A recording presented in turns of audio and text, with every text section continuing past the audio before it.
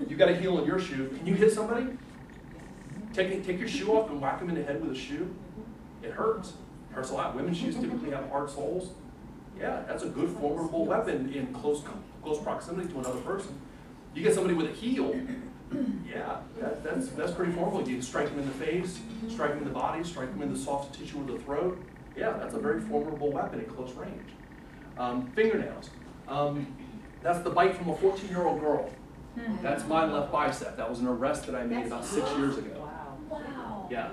After she bit me on the arm, it was just a little bit smaller than a softball. That's how much tissue ended up in her mouth when she bit me to create that. No, that's not her.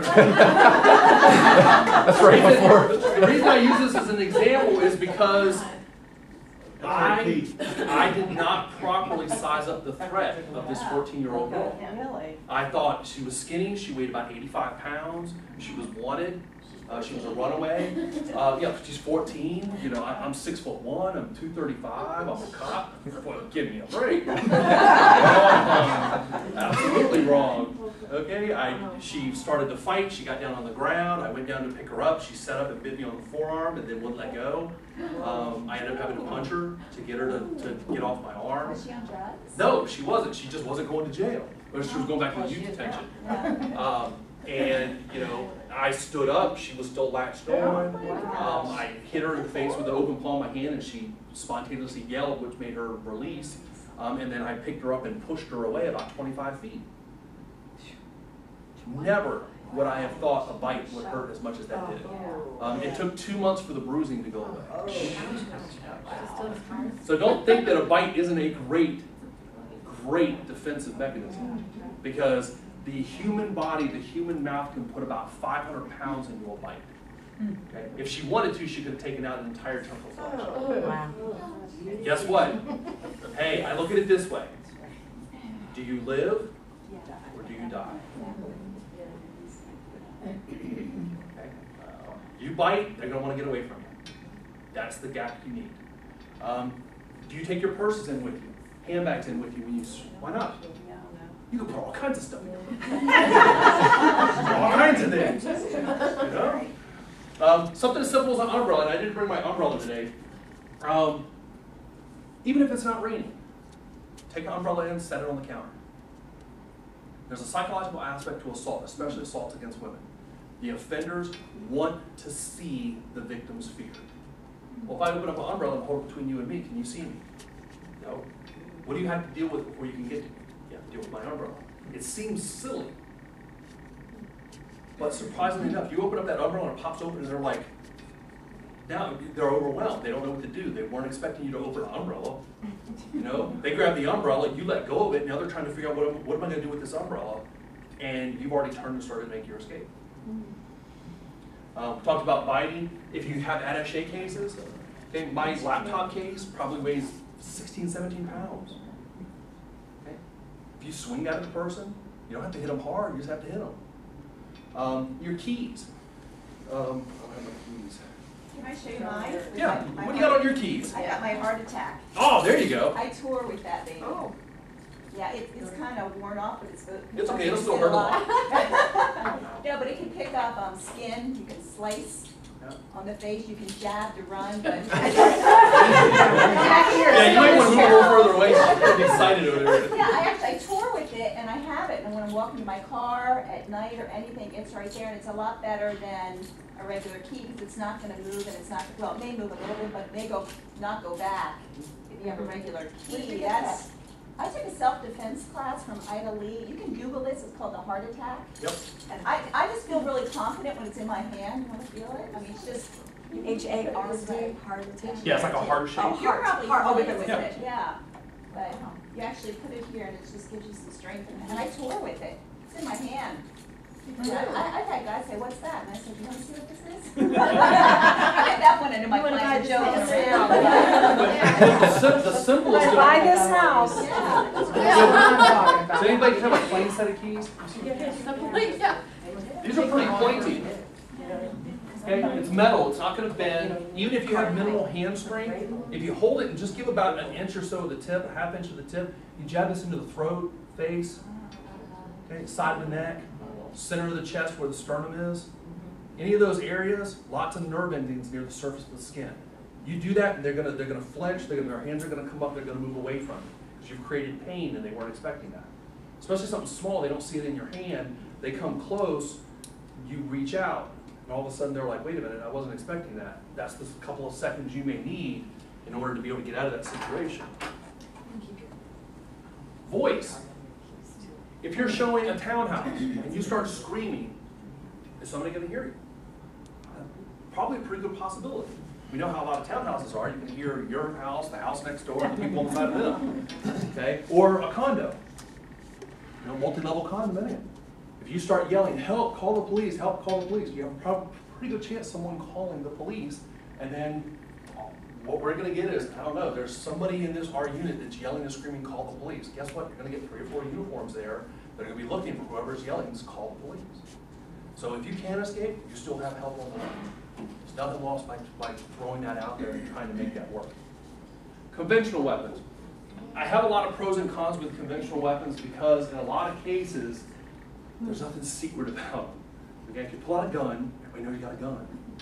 Okay, if you pull out pepper spray, everybody knows it's pepper spray. If you pull out a taser, everybody knows it's a taser. You know, I got 5th grade kids when I go and teach DARE that know more about stuff on my belt than other people do, other regular adult citizens do.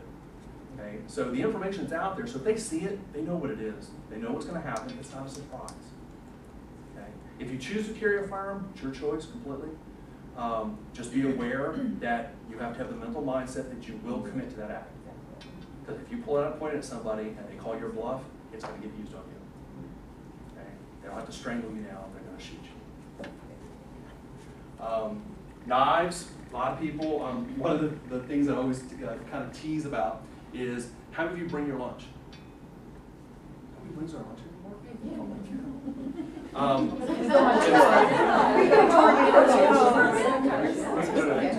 My wife used to work in a secure building before she became a stay-at-home mom, and she worked for Department of Defense. She was a contractor, and they searched everything that went in and out of the building. And one day she wasn't thinking about it, and she had brought an apple and a paring knife, and she had it in her bag. And so they put it through the X-ray machine, and there's the knife. And Mrs. Spurlock, "You have a knife in your bag?" She goes, "No, I don't." She goes, "Yeah, you do." And they search her bag, and they pull out this paring knife, and she was just in shock because she had forgotten. She wasn't thinking. She's thinking kitchen implement. She's not thinking knife. She's thinking, "Oh, well, that's my paring knife." Right? "Well, you can't bring that in the building." She couldn't. She couldn't bring it in the building. So what do you have in your bag that could be used? What is in the residence that you can use? Okay? We go to unconventional weapons: pencils, pens, keys, okay? Hairbrushes. If you have a furnished house, they have kitchen implements. The old adage of the frying pan. Hey, frying pans can be thrown a pretty good distance in anger. Not speaking from experience. But think about it. If you're angry and you're scared, can you throw some stuff? Absolutely. Can you throw furnishings? Yes. You know what? I'll buy them a new lamp. I got out of the house. Okay? Absolutely. This is the mindset you have to be in. When you walk that house and you're looking for your avenues of escape, look for potential sources of defense. That great ornamental sword hanging over top of the fireplace might be a good defensive implement. Okay? Lamps. Are there knives out in the kitchen? Should you maybe put them away? Okay? Well, I don't want that big butcher block of 16 very, very, very, very sharp knives sitting out there where anybody can grab onto them. I'm going to take them and I'm going to put them in the cupboard. I know where they are. The people that are coming to see the house don't know where they are. Okay? You can set those things up ahead of time. Just be in that mindset. You know where that item is. You placed it there. So when you go looking for it, it's still going to be there. If you've already chosen your implement of choice, know where it's going to be. You know how to get there. Willingness to act. Can you do what you have to do to survive?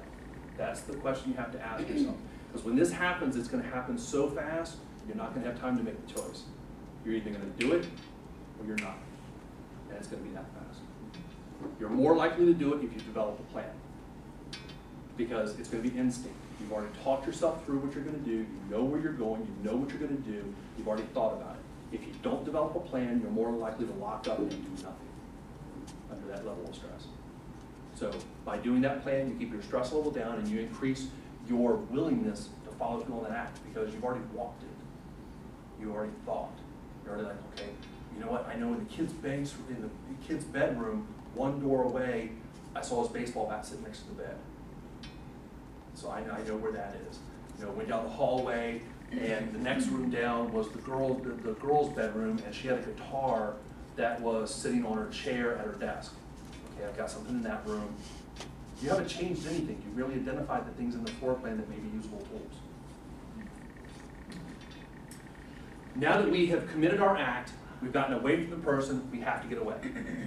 We don't want to fight.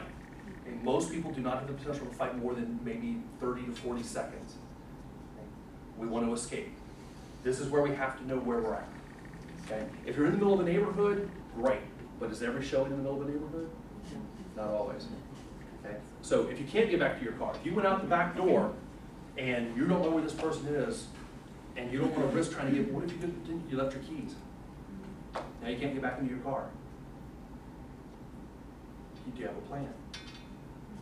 Do you know that across this field, I know there's a farmhouse over there because I looked at an aerial view of what was around this house before I came out here.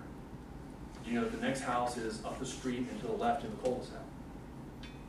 Do you know that there's nothing for 5 or 6 miles, but the next closest road is this direction through the woods, and that'll put me out on a major highway where I can flag somebody down?